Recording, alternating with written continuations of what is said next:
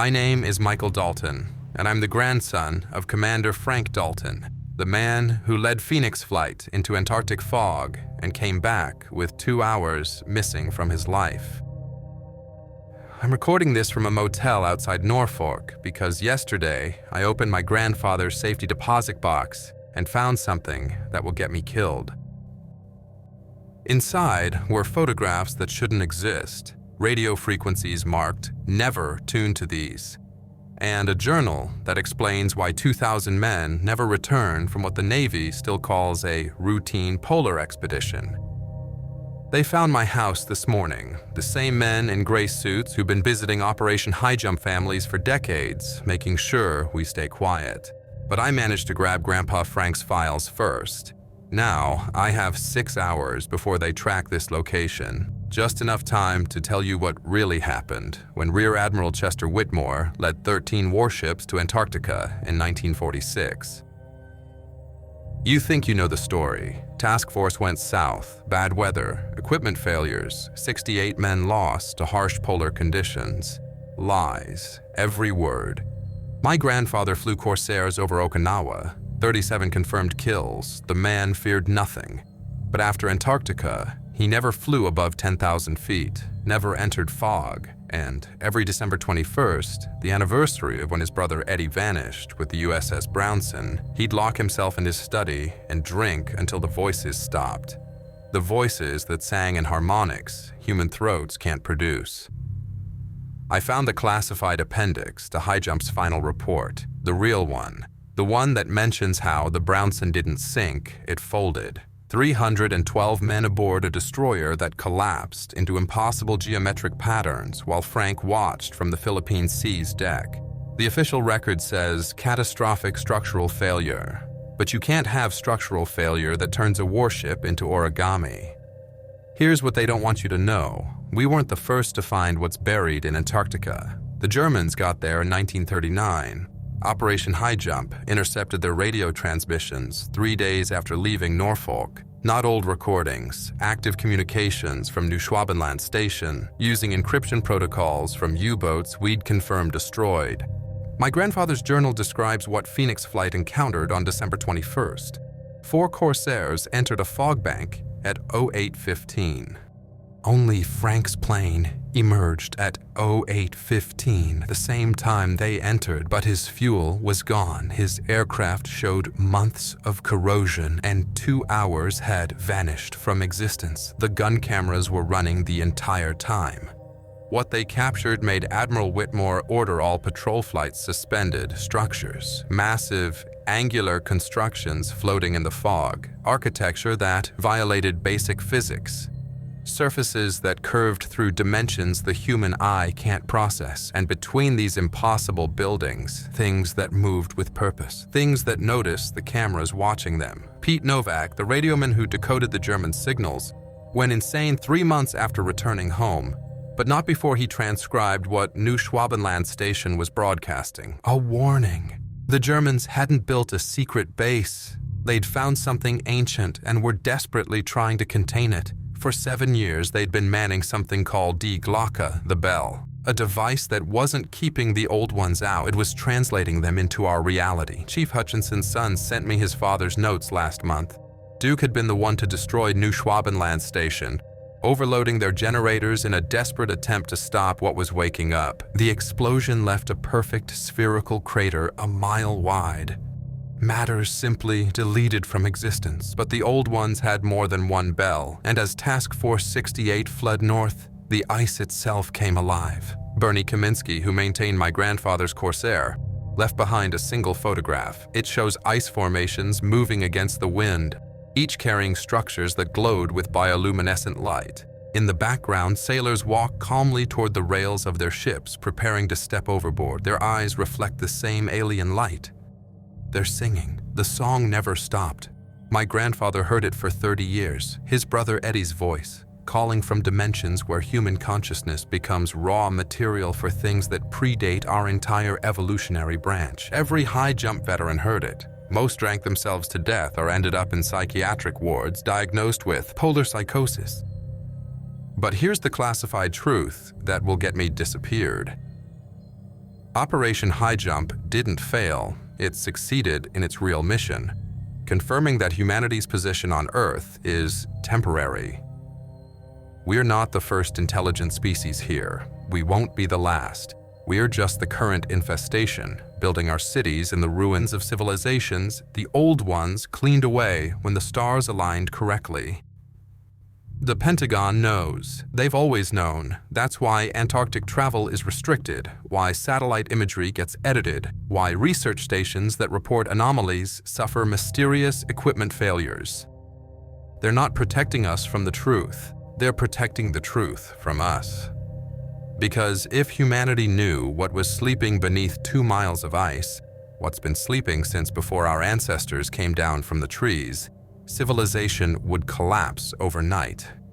If people understood that every radio telescope pointed at the stars, every deep drilling project, every nuclear test in the Pacific is accelerating ancient countdown timers, there would be panic. My grandfather died in 1979, but not before leaving instructions.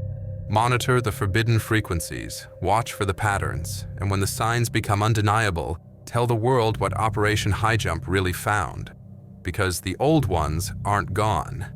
They're waiting. And according to the radio signals I picked up last night, the same German transmissions from coordinates that should be under miles of ice, we're running out of time. This is why they're hunting me. This is why 13 warships fled from an enemy using weapons that delete matter from existence.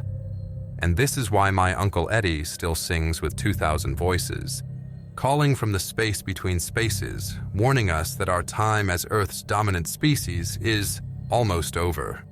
But you needed to know, before they silence me like they silenced the others. The last signal from Operation Highjump wasn't a distress call. It was a countdown. And it's almost reached 0. Commander Frank Dalton finished his pre-flight inspection of the F-4U Corsair, running his hand along the fuselage where his crew chief had painted 37 small Japanese flags. The carrier's deck pitched in the heavy seas, but after 3 years in the Pacific, Frank's legs adjusted without thought. "She's running smooth as silk, Commander," aviation machinist mate Bernie Kaminsky said, wiping hydraulic fluid from his hands. "Though I still don't understand why we're loading incendiary rounds for a mapping mission." Frank glanced at the ammunition belts being loaded into his wing guns. White phosphorus tracers every 5th round. "Orders are orders, Bernie. Maybe they're worried about ice formations." Kaminsky's expression suggested he wasn't buying it, but he knew better than to push. The entire task force had been operating under unusual restrictions since leaving Norfolk. No personal mail, no radio contact with families, even the ship's newspaper had stopped printing. Frank climbed down from the aircraft and made his way through the carrier's maze of passages toward the destroyer screening positions. The USS Brownson held station 2 miles off their port beam, and somewhere aboard was his kid brother Eddie. In the radio room, Petty Officer Pete Nowak looked up from his equipment. "Morning, Commander. Here to call your brother again?" "Just a quick check-in, Pete." Nowak adjusted his frequencies and handed Frank the handset. After a moment of static, Eddie's voice came through clear, despite the encryption scramble. "Frank, that's you? How's life on the tin can, little brother?" "Cold and getting colder. We crossed into ice territory yesterday. Captain says we'll reach the shelf in 3 days." Eddie's voice dropped. "Frank, some of the guys are getting spooked. We've been picking up radio signals that don't make sense." "What kind of signals?" "That's just it. They're using Kriegsmarine protocols, German Navy stuff. But the war's been over for a year and a half." Frank felt his neck muscles tighten. Could be atmospherics playing tricks. Southern latitudes do strange things to radio waves. Maybe. Eddie didn't sound convinced. But Sparks, our radioman, he says the signals are coming from ahead of us, not behind. And Frank, their responses, like someone's answering transmissions we're not sending. Before Frank could respond, the carrier's general quarters alarm began to sound, not the urgent clanging of combat stations, but the measured tone of a drill. Still, Frank knew Admiral Whitmore didn't run drills without purpose. "Got to go, Eddie. Keep your head down." "You too, big brother." Frank returned the handset to Nowak and headed for the ready room. Inside, 24 pilots were already assembled, studying the large chart Lieutenant Commander Hoffman had pinned to the bulkhead. The map showed their current position and projected course, but beyond the Antarctic Circle, the details grew sparse. "Gentlemen," Hoffman began, "Admiral Whitmore has authorized increased reconnaissance patrols as we approach the objective area. We'll be running 4 plane formations every 6 hours, expanding our search pattern to 150 miles. Lieutenant Roy Vickers raised his hand. "What exactly are we searching for, sir?" "Ice conditions, weather patterns, possible landing sites." Hoffman's tone was textbook, but Frank noticed he avoided eye contact. "Standard polar reconnaissance." "With full ammunition loads?" Vickers pressed. "Admiral's orders. Any other questions?" The room stayed silent. They'd all learned that some questions weren't meant to be answered. After the briefing, Frank found himself on the flight deck again, watching the gray seas roll past. The temperature had dropped 20 degrees in the last 2 days, and ice was beginning to form on the ship's superstructure. Chief Hutchinson appeared beside him, collar turned up against the wind. "Strange voyage, Commander," the radar operator said. 40 years I've been sailing. Never seen a task force this size sent to count penguins." "Duke, you ever serve in polar waters before?" "Once, back in 31, aboard the old Memphis. We were mapping the Greenland coast when we picked up what we thought was a distress signal.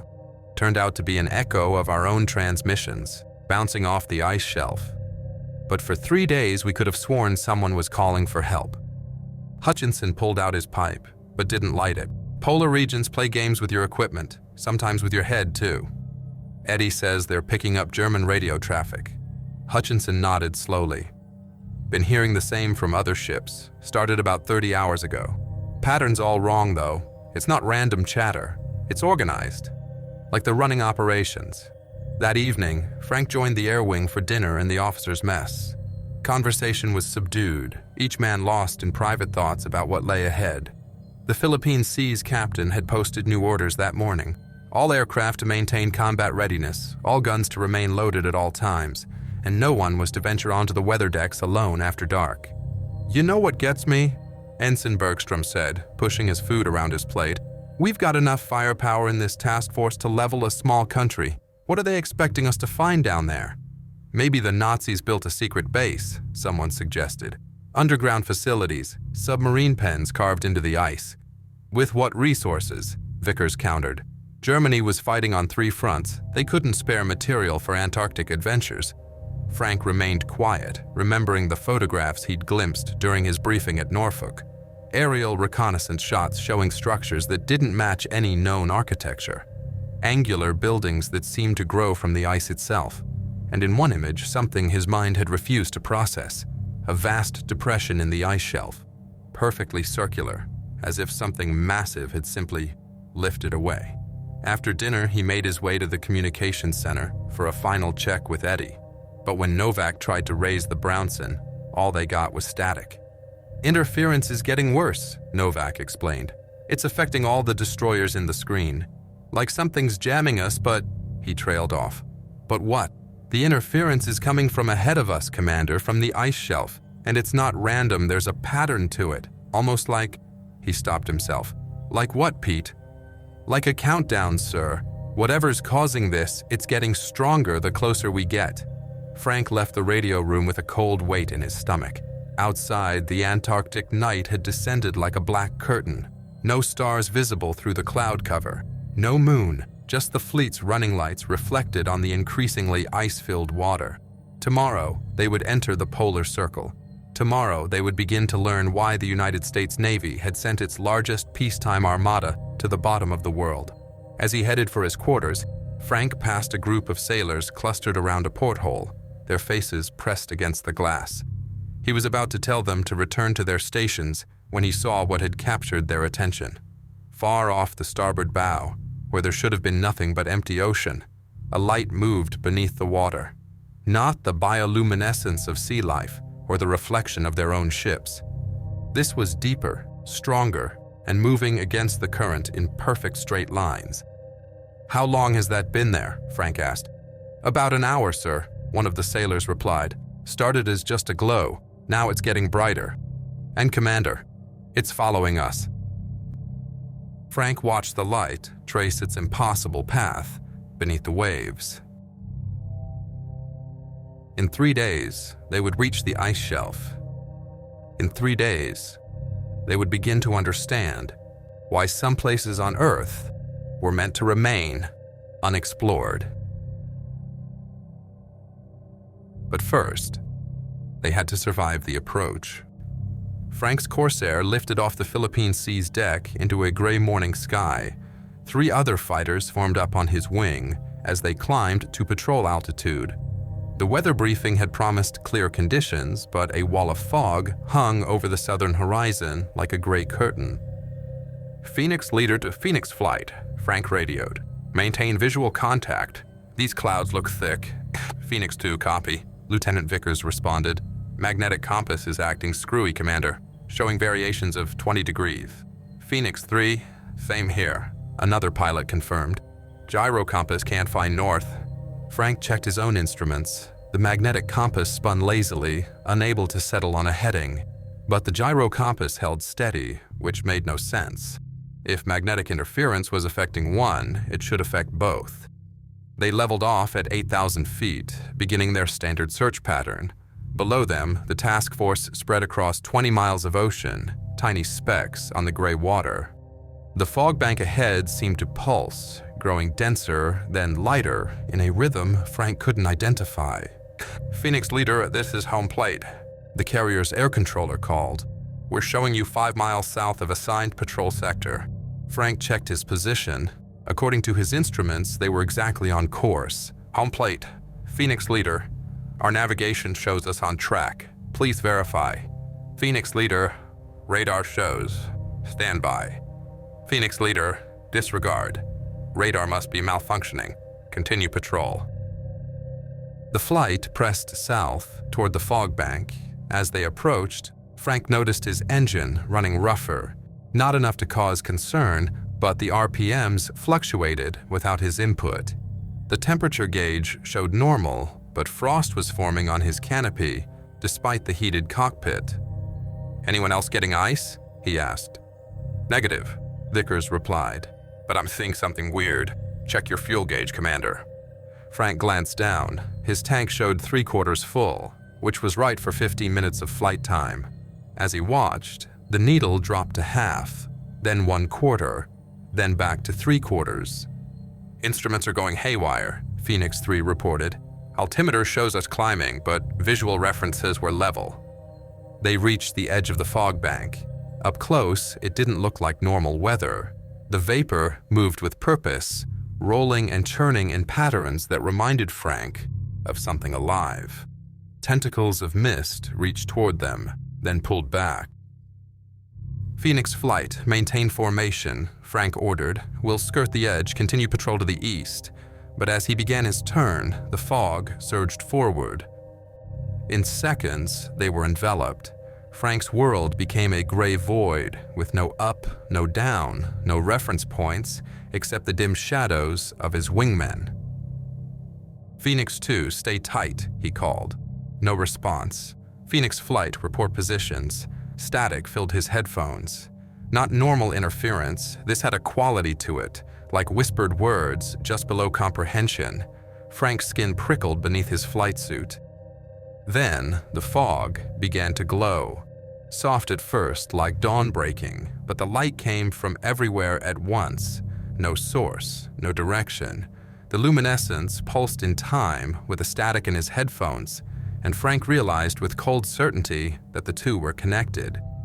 His engine coughed, the propeller's steady rhythm faltered. Frank checked his instruments, but the gauges had stopped making sense. The artificial horizon showed him inverted, but he felt level. The airspeed indicator read 0, but wind whistled past his canopy. The glow intensified.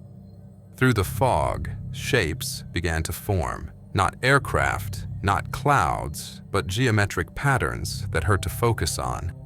They shifted and folded in ways that violated basic physics, as if space itself was being origamied by invisible hands. Frank's vision blurred. The last coherent thought he had was that his fuel gauge now read empty. Commander Dalton, Frank, someone was shaking him. Frank's eyes snapped open to find Bernie Kaminsky's worried face, inches from his own. He was back in his Corsair, sitting on the Philippine Sea's flight deck. The engine was off. His flight suit was soaked with sweat, despite the Antarctic cold. What? Frank's throat felt raw. What happened? You tell us, sir, Kaminsky said. You landed 15 minutes ago. Been sitting here ever since, staring straight ahead. Wouldn't respond to anyone. 15 minutes? Frank checked his watch, 0815. They'd taken off at 0800. He looked at his fuel gauge, empty. That's impossible. We just launched. Sir, you've been gone 2 hours. The words didn't compute. Frank climbed out of the cockpit on unsteady legs. Around him, deck crew watched with expressions ranging from concern to fear. On the bridge wing, he could see Admiral Whitmore observing through binoculars. Where's the rest of my flight? They landed an hour ago, sir. Said they lost you in the fog. Searched until fuel ran low. We were about to launch search and rescue when you appeared out of nowhere. Frank tried to remember. Taking off? Yes. The fog bank? Yes. After that? Nothing. A complete blank where 2 hours should be. Lieutenant Commander Hoffman appeared, along with the ship's flight surgeon. Commander, we need to debrief immediately. They led him to a ready room that had been cleared of other personnel. Vickers was already there, along with the other 2 pilots from Phoenix flight. All 3 looked shaken. Tell us what happened after you entered the fog, Hoffman said. Frank started, then stopped. I don't remember. Nothing. The fog started glowing. There were shapes. Then I was on the deck with Bernie shaking me. Hoffman turned to Vickers. Lieutenant, we followed Phoenix leader into the fog bank, Vickers said slowly. Lost visual contact immediately. Radio went dead. We tried to maintain formation, but... He paused, choosing his words carefully. Commander Dalton's aircraft disappeared. Not gradually. 1 second he was there, the next gone. Like he flew into a hole in the sky. Determined it. We searched for 90 minutes, Phoenix 3 added. The fog was wrong. It moved against the wind, and the light inside it didn't come from any source we could identify. The flight surgeon stepped forward. Commander, I need to examine you. I'm fine. That's not a request. As the doctor checked his vitals, Frank noticed his hands. His nails had grown nearly a quarter inch, as if weeks had passed instead of hours. When he mentioned this, the doctor's expression tightened. We need blood samples, he said, and I want a full physical. Now. What about my aircraft? Frank asked. Your Corsair shows signs of extreme atmospheric exposure, Kaminsky said from the doorway. Corrosion that should take months to form. And, Commander, your gun cameras were running. I didn't fire my weapons. No, sir, but the cameras recorded for the full 2 hours. Technical boys are developing the film now. An hour later, Frank sat in the Admiral's cabin, watching the developed footage. Admiral Whitmore, Hoffman, and the task force intelligence officers studied the grainy images in silence. The film showed nothing but gray fog for the first 20 minutes. Then the glow began, just as Frank remembered, but what appeared next made everyone in the room stop breathing. Structures. Massive, angular constructions that materialized from the fog, like cities floating in the sky. They defied perspective, seeming both miles away and close enough to touch. The architecture followed no earthly design, surfaces that curved impossibly, angles that shouldn't exist in three-dimensional space. And movement, things flying between the structures, not aircraft, but organic shapes that pulsed and flowed like living mercury. They moved in formation with clear purpose and intelligence. In the final frames, one of these entities approached Frank's aircraft. The camera caught a glimpse of something that might have been a face, if faces could be made of shifting geometric patterns in cold light. Then static. 2 hours of static. Gentlemen, Admiral Whitmore said quietly, I believe we've found what the Germans discovered. God help us all. Outside, alarms began to sound across the task force. On the horizon, the fog bank was moving against the wind, heading straight for them. Frank stood before a table covered with documents, photographs, and maps. His hands had stopped shaking, but the memory gap knotted him like a missing tooth. Admiral Whitmore had ordered all patrol flights suspended until they understood what had happened to Phoenix Flight. Chief Yeoman Walter Pulaski spread out a folder marked with Nazi insignia and classification stamps. These arrived by special courier before we left Norfolk. We were instructed not to open them unless we encountered anomalies. They're marked records from 1939, the intelligence officer explained. Recovered from a submarine base in Norway, they document the German Antarctic expedition led by Captain Alfred Richer. Frank studied the photographs. German soldiers posed beside aircraft on an ice shelf. Normal military documentation except for the faces. Every man in the photos had the same expression, not fear exactly, but a kind of hollow awareness, as if they'd seen something that had fundamentally changed them. The Germans claimed a territory they called New Schwabenland, Pulaski continued. Officially, they were establishing whaling stations and weather monitoring posts. But these documents tell a different story. He produced a leather journal, its pages water-stained but legible. Personal diary of Luftwaffe pilot Hermann Gutz. I'll translate the relevant passages. January 15, 1939. The Capitan says we are making history, but I think we are disturbing something that should remain buried. The mountains here are wrong. They appear on no charts, and their peaks seem to shift position when you're not watching directly. Frank's skin prickled. The parallel to his own experience was unmistakable. January 18, 1939. Reconnaissance flight today, Bauer's aircraft vanished for 3 hours. When he returned, his fuel was gone, but he insisted he'd only been airborne 20 minutes. The doctor says Bauer aged 5 years in those 3 hours. His hair is white now.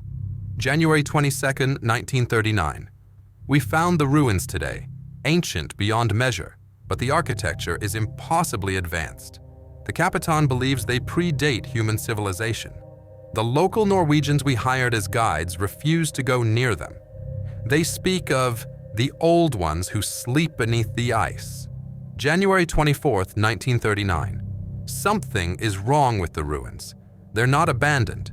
Equipment malfunctions near them. Men report voices in languages that have never existed. Last night, Schmidt claimed he saw the buildings rearrange themselves. The Capitan had him sedated. There's more, Pulaski said, producing aerial photographs. These were taken by the German expedition. The black and white images showed a vast complex of structures partially buried in ice. But these weren't crude ancient ruins. The architecture was sophisticated, featuring perfect mathematical angles and proportions that seemed to mock human engineering. In one photo, a German soldier stood next to a doorway for scale. The entrance towered 40 feet high. Now look at this, Admiral Whitmore said, placing a new photograph beside the German ones. Taken by our reconnaissance aircraft yesterday, 200 miles inland. The structures were identical, but the ice around them had melted in perfect circles, revealing more of the complex. Steam rose from the exposed ground. They're warming up, Frank said quietly. That's our assessment, Whitmore confirmed. Whatever the Germans found, our presence has activated it. Lieutenant Commander Hoffman entered without knocking. Admiral, we have a situation. The Brownson reports their engines have stopped. No mechanical failure, they just won't run. Frank's chest tightened. Eddie was on the Brownson. Additionally, Hoffman continued, every compass on every ship is now pointing to the same location, bearing 170, approximately 150 miles inland. That's not magnetic south, sir. That's the location of the ruins, Whitmore finished. Through the porthole, Frank could see the fog bank had stopped its advance, hovering 5 miles from the task force, like a predator sizing up prey. Other ships in the formation reported similar engine problems. The USS Senate submarine had lost all power and was running on emergency batteries. Sir, A radioman appeared in the doorway. "Priority signal from the Brownson. They're requesting immediate assistance. Sir, the message says men are disappearing." "Disappearing how?" Whitmore demanded. "One moment they're at their posts, the next they're gone. No sound, no struggle, just absent. 17 men so far." Frank was already moving. "I need to get to my brother." "Negative, Commander. No one leaves this ship until..." An enormous grinding sound cut through the Admiral's words. Metal straining against forces it wasn't designed to withstand. The Philippine Sea shuddered, then listed 5 degrees to starboard. Through the porthole, Frank saw something that his mind tried to reject. The ocean itself was wrong. The water around their ship had become viscous, almost solid, while maintaining its liquid appearance. Waves moved in reverse, flowing uphill against gravity. "All hands, general quarters," Whitmore barked into the intercom. "This is not a drill." The intelligence officer grabbed the German journal, flipping frantically through pages. "Wait, there's something here. God's right about a defense the Germans developed. They called it Glock, the Bell. February 2nd, 1939. The scientists have constructed a device based on symbols found in the ruins. The Glock creates a field that keeps them at bay. But the cost? 3 men died during the first activation. Their bodies turned inside out while they still lived. Yet without it, we would all be gone by now." "Do we have specifications?" Whitmore asked. "Partial schematics, yes. But Admiral, the power requirements..." Another grinding sound. On the Brownson, visible through the growing twilight, sections of the destroyer's hull began to warp, not from external pressure, but as if the metal itself was forgetting how to be solid. Frank watched in horror as tiny figures, sailors, simply ceased to exist mid-stride, not vanishing in flashes of light or being pulled away. They just stopped being, leaving only empty uniforms that fell to the deck. "Phoenix flight gun camera footage, timestamp 0847, Hoffman said, pointing to a photograph. "Look at the symbols on those structures." Frank recognized them immediately. The same angular patterns that had hurt to perceive, now captured in still images, but seeing them frozen in photographs was worse somehow. They seemed to writhe on the paper, suggesting movement in dimensions the human eye couldn't process. "The Germans found a way to replicate these symbols," the intelligence officer said. "If we could..." The lights went out. Emergency batteries kicked in seconds later, bathing everything in red. But in that moment of darkness, Frank had seen something outside. The fog hadn't moved closer. It had always been there, surrounding them, and their instruments had been lying about the distance. "Sir!" Pete Nowak burst in, radio equipment strapped to his back. "I've isolated the German signals. They're not historical echoes. Someone's broadcasting right now, using 1943 Kriegsmarine ciphers." He connected his equipment to the cabin speakers.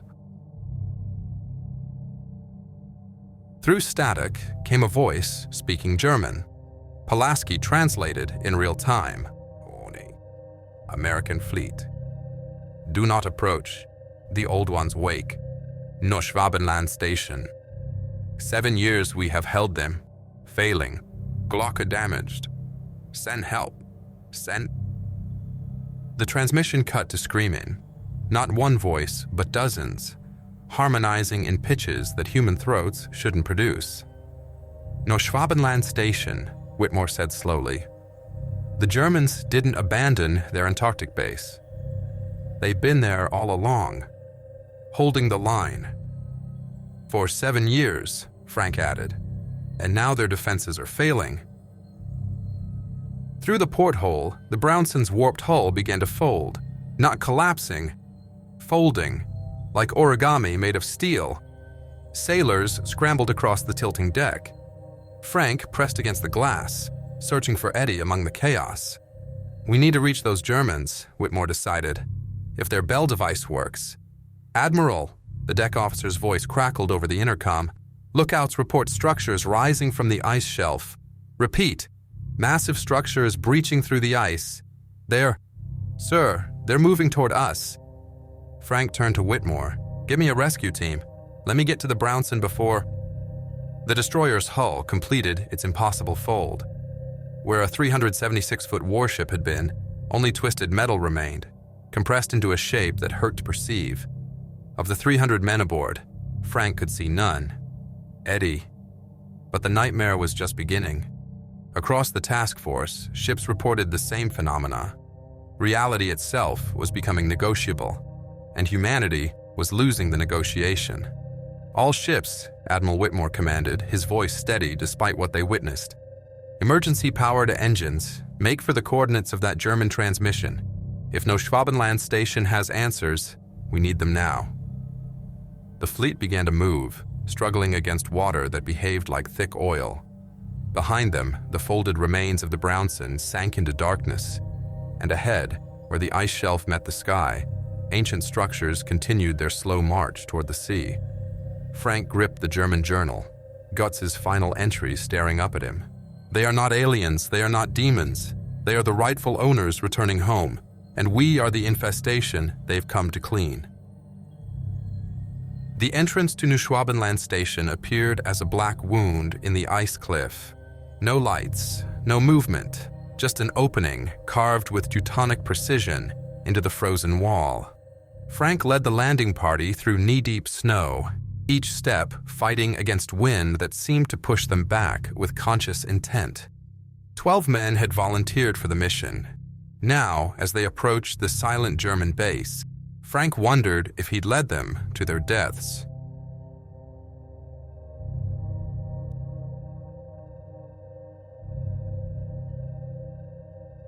Behind them, the task force battled to maintain position against seas that had turned thick as molasses. 3 more ships had suffered the Brownson's fate, their steel hulls origami folded into shapes that mathematics couldn't explain. "Commander," Chief Hutchinson whispered, his breath forming ice crystals in the -40 air. "My detector's going crazy. Electromagnetic readings that shouldn't be possible." Frank checked his own equipment. The radiation counter clicked steadily, not from radioactivity, but from some other energy that the device couldn't properly measure. As they entered the carved entrance, their flashlights revealed Wehrmacht eagles and swastikas covered in 7 years of frost. The tunnel descended at a sharp angle. Ice gave way to carved stone, black basalt that predated the ice by millions of years. Their lights picked out Nazi engineering grafted onto something far older, modern steel doors set into archways that followed no human architectural philosophy. "Sir," gunner's mate Toretti pointed to scratches on the wall. German writing. Frank played his light over the desperate scratchings. "They sing to us. Do not listen to the singing." Deeper they went. The temperature rose despite their descent, and the ice on their parkas began to melt. At a junction, they found the first bodies. German soldiers in full winter gear, preserved by the cold. But their positions were wrong. They sat in a perfect circle, hands linked, faces turned upward with expressions of rapturous terror. Been dead for years, Doc Morrison, the team's medic, confirmed. But look at their eyes. The frozen eyes had turned black. Not the pupils, the entire eye, as if filled with oil, and they tracked movement, following the Americans as they passed. A sound echoed from deeper in the complex, not mechanical, not human. It resembled whale song filtered through breaking glass, beautiful and wrong in equal measure. Pete Novak checked his portable radio equipment. "That's it," he said, the transmission source still broadcasting. They followed the sound through corridors that mixed German efficiency with alien geometry. In some sections, the walls met at angles that seemed to extend past their physical corners, creating optical illusions that induced vertigo. Propaganda posters in German hung beside symbols that predated written language. The singing grew louder. They entered a vast chamber carved from living rock. At its center sat the bell, Die Glocke, a device 12 feet tall and 9 feet wide, shaped like its namesake. But this was no simple machine. The metal surface crawled with the same symbols from the ruins, etched in patterns that shifted when viewed directly. Around it, massive electrical generators from Siemens and AEG hummed with power. And there were the Germans. 20 men in Wehrmacht uniforms stood at control panels, their movements mechanical and precise. Too precise. They operated equipment with choreographed perfection, never speaking, never breaking rhythm. As the Americans entered, not one turned to acknowledge them. "Hello," Frank called in German. "We received your distress signal." One figure separated from the others, a Hauptmann by his insignia, though his uniform had seen 7 years of wear. When he turned, Frank saw why the others hadn't responded. The man's face was human in structure, but wrong in every detail. His eyes reflected light like black mirrors, and when he smiled, there were too many teeth. "Americans," the Hauptmann said in accented English that sounded like it came from the bottom of a well. "You should not have come. We have held them so long, so very long. But the song is beautiful now. Can you hear it?" "We're here to help," Frank said, fighting the urge to raise his weapon. "Your message said the Glocke was failing." "Failing," the Hauptmann laughed, a sound like grinding stone. "No, Commander, succeeding. We thought it was a shield, yes, to keep them out. But we were wrong. It is a door, and after 7 years, we have learned to open it properly." The singing intensified, not louder, but more present, as if the sound came from inside their skulls. Frank saw Toretti sway, eyes glazing. The gunner's mate took a step toward the bell. "Hold position!" Frank barked, grabbing Toretti's shoulder. The contact broke whatever spell had taken hold, and the sailor shook his head clear. "The old ones appreciate dedication," the Hauptmann continued. "We fought them at first, tried to use the bell to lock them away, but they showed us the truth. Humanity is not the first, not the second, not even the 10th. We are merely the current infestation on their world, but we can choose to serve, to become useful." He gestured to his men. "We maintain their machines, we sing their songs, and in return, they let us persist. Changed, yes, improved. We no longer need food, no longer feel cold, no longer fear death, because we have moved beyond it." Frank noticed movement in the shadows beyond the bell, shapes that defied basic perception sliding between dimensions like oil through water. One moment, empty air, the next, a presence so vast it compressed the atmosphere. The temperature spiked 20 degrees in seconds. "You killed our ships," Frank said. "Murdered our men." "Murdered?" The Hauptmann tilted his head at an angle necks shouldn't allow. "We opened doors for them. Your brother Eddie, yes? He sings with us now. Would you like to hear?" The singing changed pitch, and within it, Frank heard a familiar voice, Eddie, calling his name. But underneath the words was something else, a vast intelligence that had never been human, wearing his brother's voice like an ill-fitting coat. "That's not him," Frank growled. "No," the Hauptmann agreed. "It is so much more than him now, as you will be, as all will be when the Masters fully wake." The bell began to rotate. The symbols flared with bioluminescent light that revealed the chamber's true size. It extended impossibly far in all directions, filled with machinery that human hands couldn't have built. In the distance, Frank saw other bells, dozens of them, all beginning to spin. "Generations of your kind found us," the Hauptmann explained. "Egyptians, Romans, Vikings, each thought to use our tools for power. Each became our servants in the end. The Nazis were simply the most recent. And now, Americans. The cycle continues." Chief Hutchinson had been working at his equipment throughout the conversation. Now he stepped forward. "Commander, I can overload their generators, feedback loop through the bell itself, but we'd have 30 seconds to clear the blast radius, maybe." The Hauptmann laughed again. "Destroy one bell. We have so many. And more wake every hour. Your bombs, your guns, your primitive technology, toys against the cosmos itself."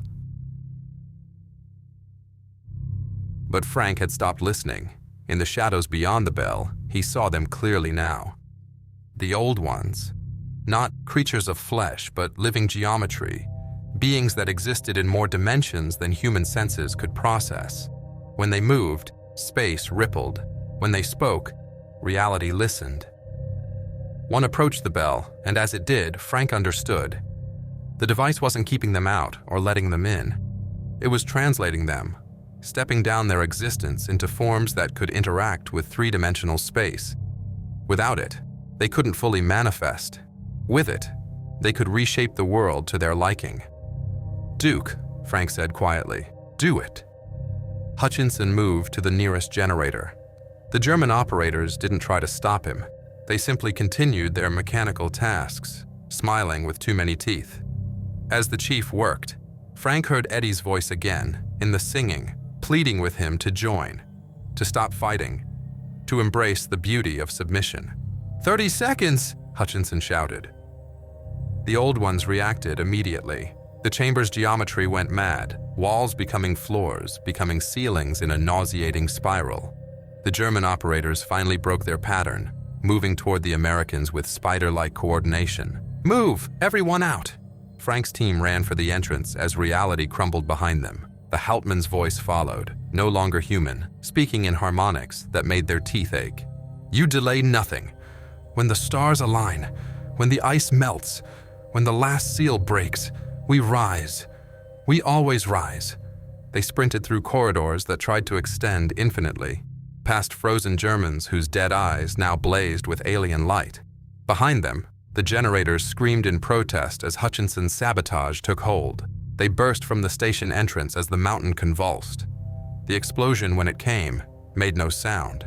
Instead, a sphere of absolute nothingness expanded from the station, deleting everything it touched from existence. Rock, ice, air, all simply ceased. When it finally stopped, a perfect spherical crater a mile wide marked where Neuschwabenland station had been. At its center, nothing, not even atoms. But as Frank's team stumbled back to their transport, he heard it.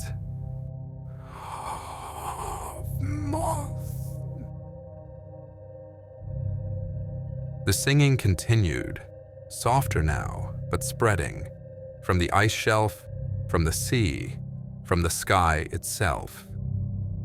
They had destroyed one bell, but across Antarctica, others were spinning to life. And somewhere in that alien harmony, Eddie's voice still called his name. Frank stood before Admiral Whitmore's assembled staff, still wearing the scorched parka from Neuschwabenland station. His report had taken 2 hours, and no one had interrupted. Now they stared at him with expressions ranging from disbelief to barely controlled panic.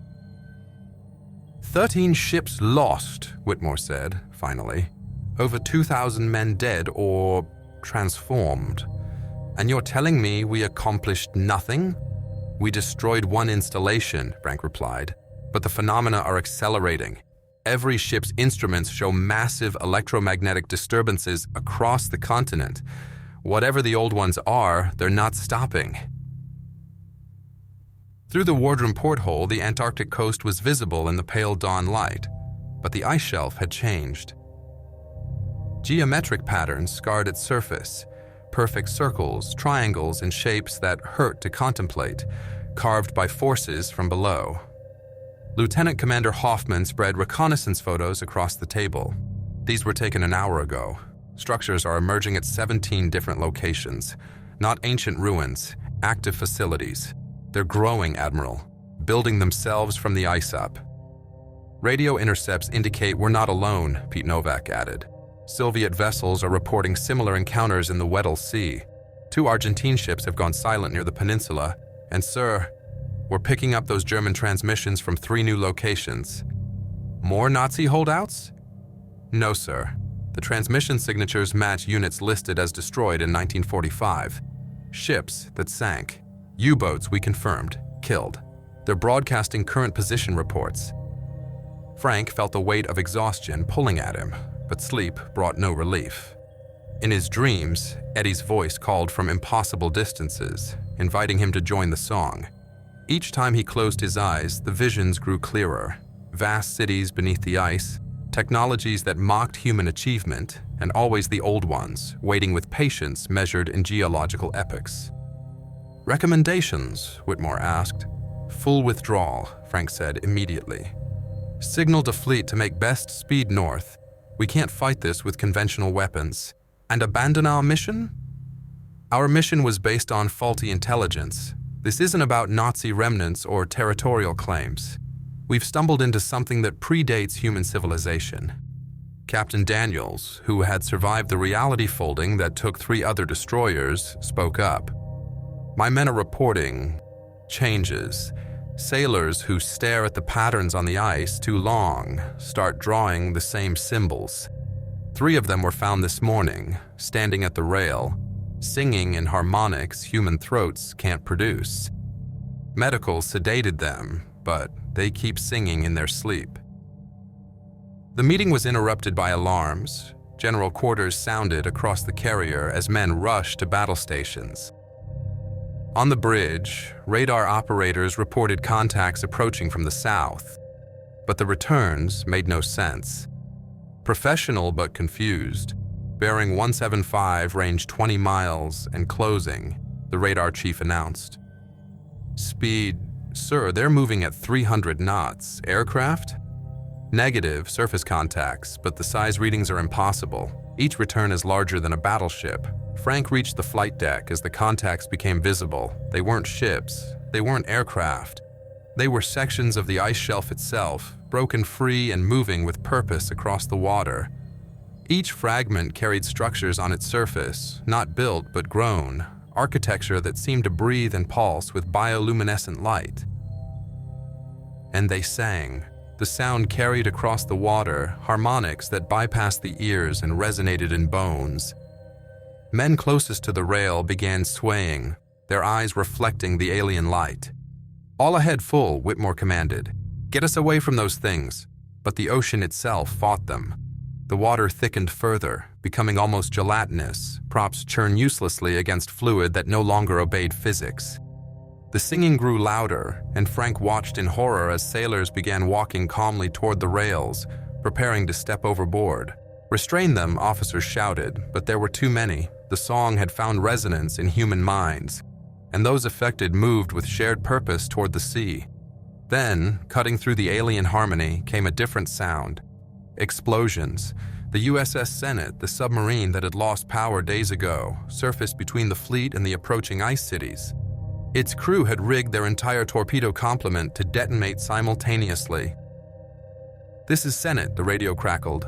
We're already lost, half the crews. Changed, but we can buy you time. Get the fleet out. Tell them what happened here. Tell them... The submarine exploded in a ball of conventional fire that seemed pitifully small against the cosmic horror bearing down on them. But the explosion disrupted something.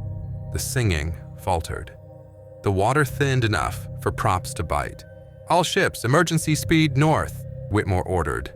Leave the dead, leave the infected. Anyone who can't run on their own stays behind.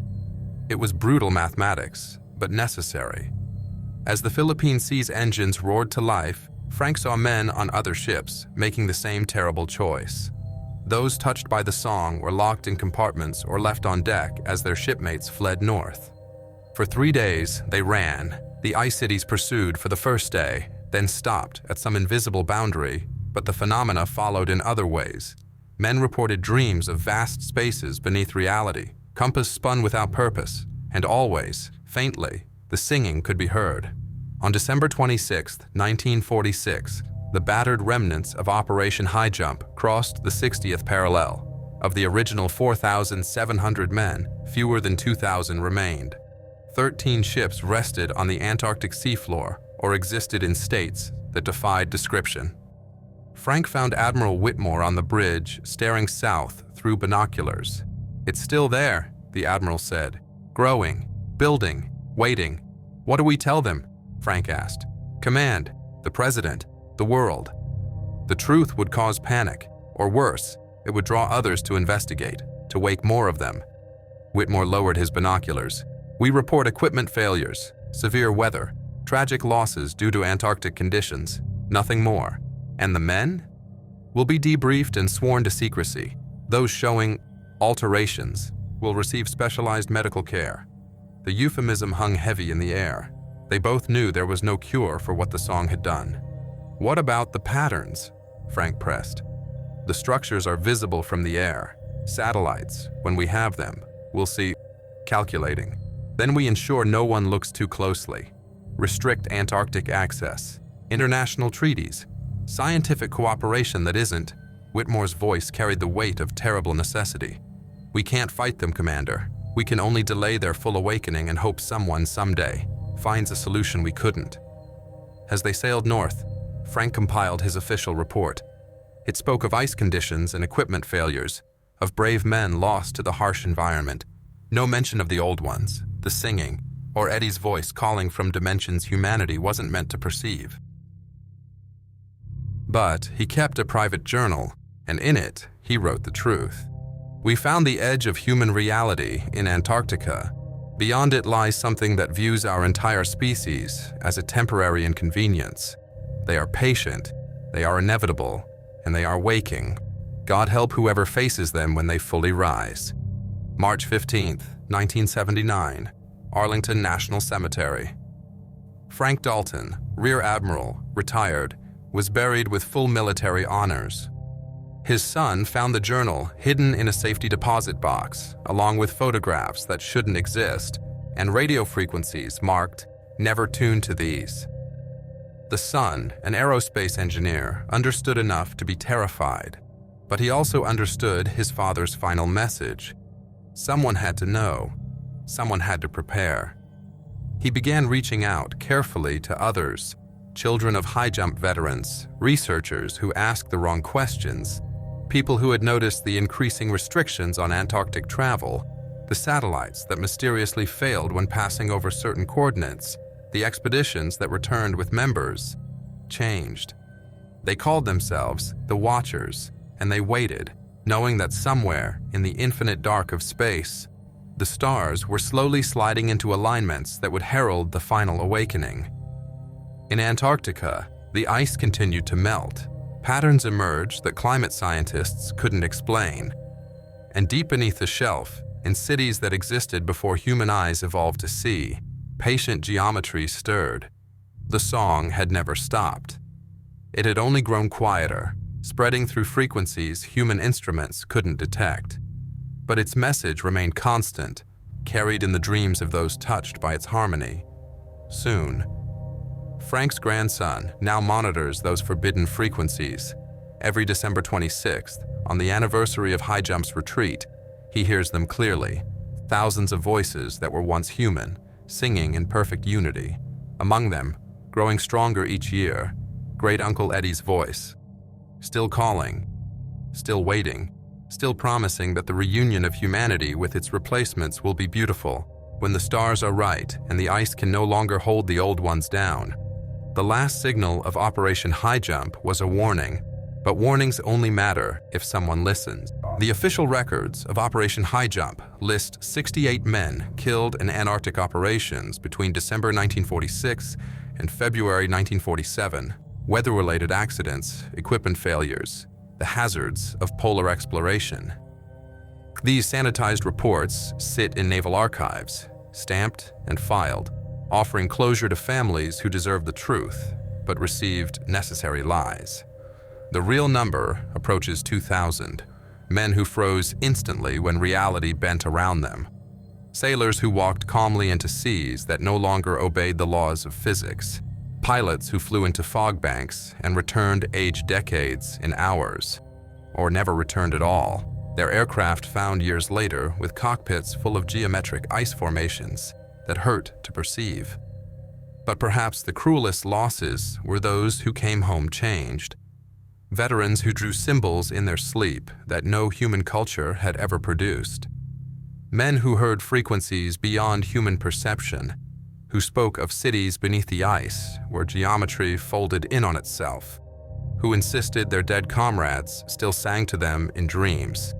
The Veterans Administration classified their conditions as polar psychosis and extreme environment stress disorder. Treatment consisted of heavy sedation and, when that failed, long-term institutionalization. In ward archives across the country, intake forms bear the same recurring phrases. Patient claims to hear non-existent transmissions, draws repetitive mathematical patterns, speaks in harmonic tones physically impossible for human vocal cords. What happened to the 4,700 men of Operation Highjump can't be measured solely in casualties. Each survivor carried the weight of impossible memories. They'd seen behind reality's curtain and found humanity's position in the cosmos far more precarious than anyone imagined. They discovered that our ancient ancestors didn't create myths about sleeping gods and cosmic horrors. They left warnings. Commander Frank Dalton flew combat missions in Korea and Vietnam after Antarctica. Fellow pilots noted he never flew above 10,000 feet if he could avoid it, and he always landed before fog rolled in. He taught his children to trust their instruments, but trust their instincts more. When asked about his service in Antarctica, he would only say, "Some doors shouldn't be opened." Chief Earl Hutchinson returned to radar duty, but refused any posting south of the 40th parallel. He spent his retirement writing letters to congressmen about the importance of international Antarctic treaties, not for the reasons publicly stated, but to limit human activity that might accelerate what he'd seen beginning. The German transmission from the Schwabenland station was right. Humanity wasn't the first intelligent species on Earth, and we won't be the last. We're merely the current iteration, building our civilizations on the ruins of those who came before, unaware that our predecessors didn't disappear. They were cleaned away by Earth's original owners when the stars aligned correctly. Today, satellite imagery of Antarctica is carefully edited before public release. Certain coordinates return data corruption errors. International agreements restrict access to specific regions for environmental protection. Research stations report equipment malfunctions that prevent them from investigating anomalous readings. The official stance remains unchanged. Operation Highjump encountered severe weather and tragic accidents, nothing more. But in a dozen nations, small groups monitor forbidden frequencies. They track seismic activity that doesn't match tectonic movement. They document the increasing number of ice songs recorded by research stations. Harmonics that microphones capture but human ears shouldn't hear. They note the geometric patterns appearing in ice shelves, too perfect for nature, too vast for human construction. These watchers know what the survivors of Highjump learned. We exist in a cosmic eye blink between catastrophes. The old ones sleep, but fitfully. Each nuclear test, each deep drilling project, each probe into Earth's hidden places risks accelerating their awakening. The 4,700 men who sailed south in 1946 discovered humanity's true position, not as Earth's owners, but as temporary tenants whose lease is coming due. They faced impossible horrors with training meant for human enemies. Most importantly, they bought time. Not victory, which was never possible, but precious years or decades or centuries before the ancient patterns complete their cycle. Their sacrifice deserves more than classified files and comfortable lies, but perhaps silence itself is their greatest gift to us, allowing humanity to live in ignorance a little longer, to build and dream and love, without knowing that beneath the ice, patient geometries count down to our expiration date. The last signal from Operation Highjump wasn't a distress call. It was a warning. We are not alone. We never were, and we're running out of time.